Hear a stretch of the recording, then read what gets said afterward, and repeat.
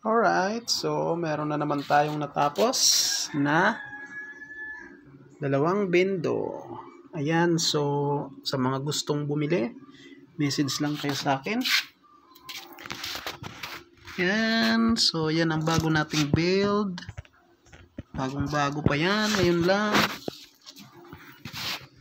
Kung gusto nyo ng indoor, ganito yung indoor type na access point at pwede ring outdoor. So ayan, pakita lang natin. May socket na yan, may plug at wire.